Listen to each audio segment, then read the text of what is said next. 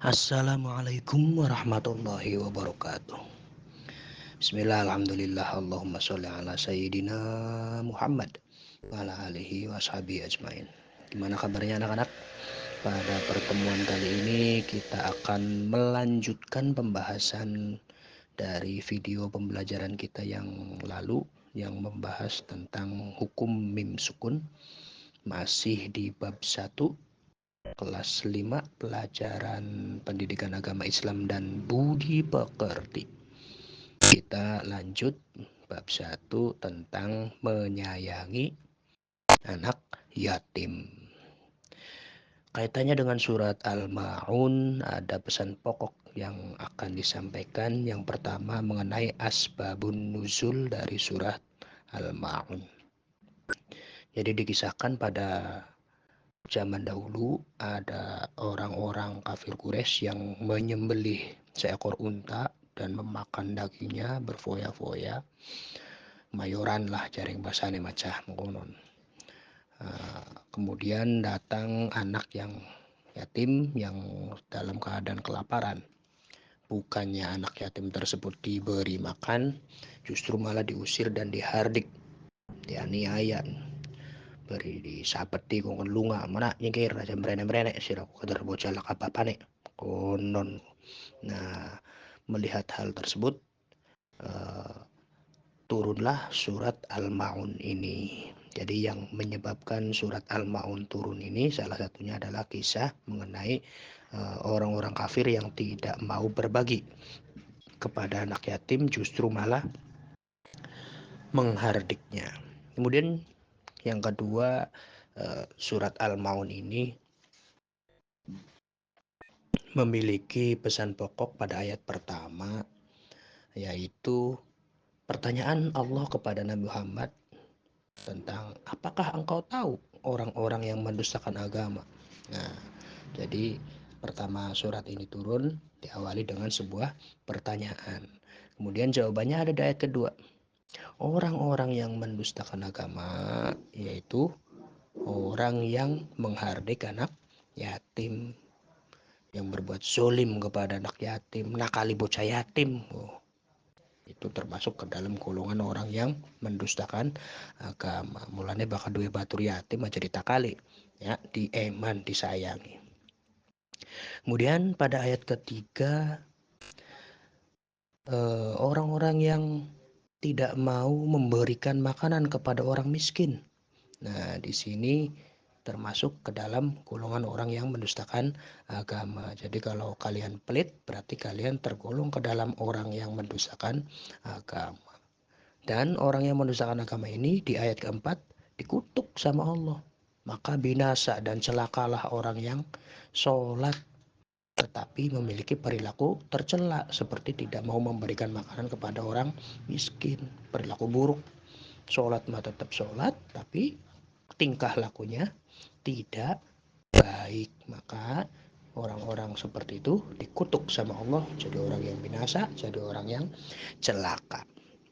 Kemudian anak-anak di ayat kelima yaitu orang yang lalai terhadap sholatnya.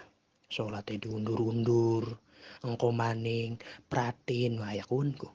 Hati-hati ya, mulane kudu rajin sholatnya supaya selamat baik di dunia maupun di akhirat. Kemudian pada ayat ke-6 yaitu orang-orang yang berbuat ria, pamer. Apa-apa upload di Facebook, upload di TikTok, pamer, dipamer-pamerakan. Nah, orang yang pamer ini, yang berbuat ria ini termasuk golongan orang yang rugi karena pahalanya akan habis dimakan oleh dosa atau dibakar oleh dosa dari pamer tersebut. Harapan makat sholat Jumat, harapan makat ngaji, foto dikit, selfie dikit, wah ya konene sholatnya ngajine ora oleh pahala. Dan yang terakhir di ayat ketujuh yaitu orang yang enggan memberikan bantuan kepada sesama.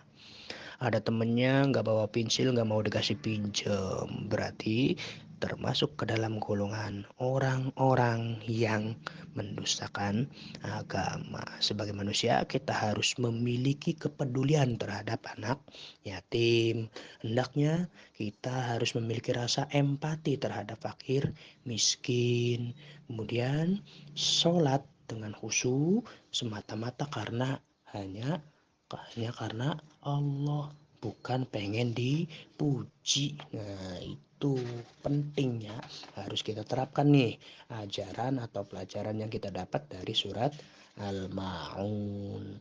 Kalau ada anak yatim, kita kasihi, kita santuni. Karena Nabi Muhammad sendiri waktu dulu, Nabi Muhammad dengan orang-orang yang suka mengurus atau mendidik atau memperhatikan anak yatim itu nanti kelak di surga rumahnya berdekatan. Bahkan Nabi Muhammad mengisyaratkannya seperti jari telunjuk dan jari tengah. Jadi bagi orang yang memelihara anak yatim, nanti di surganya akan berdekatan dengan Nabi Muhammad. Bertetangga rumahnya di surganya. Enak.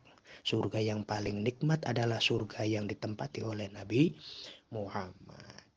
Nah, kemudian menyayangi anak yatim harus dengan tulus, bukan karena pamer. Memberikan kebutuhan pokok anak yatim seperti seragam sekolah, kebutuhan sehari-hari ya.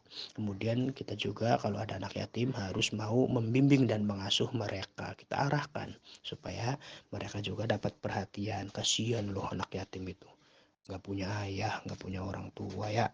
Nah, kan sedangkan kalian yang tidak yatim, enak punya orang tua, ada yang memperhatikan. Makanya kita harus saling berbagi dengan anak yatim. Bagian anak-anak, pembahasan mengenai bab 1 pada pelajaran kelas 5 SD ini eh, tentang menyayangi anak yatim. Diharapkan kita jadi eh, insan yang peduli terhadap orang lain, khususnya terhadap anak yatim. Mungkin itu saja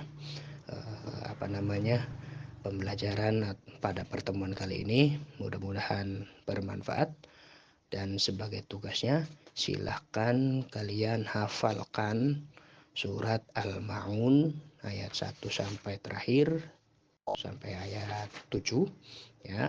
Kemudian hafalkan juga artinya biar tahu artinya apa. Nah, kalau sudah hafal, nanti silahkan kalian setorkan hafalannya kepada orang tua kalian. Oke, tunjukkan bahwasanya kalian bisa, kalian mampu. Mungkin cukup itu saja, kurang lebihnya mohon maaf. Mari kita tutup pertemuan kita kali ini dengan bacaan hamdalah. Alhamdulillahirabbil alamin. Wassalamualaikum warahmatullahi wabarakatuh.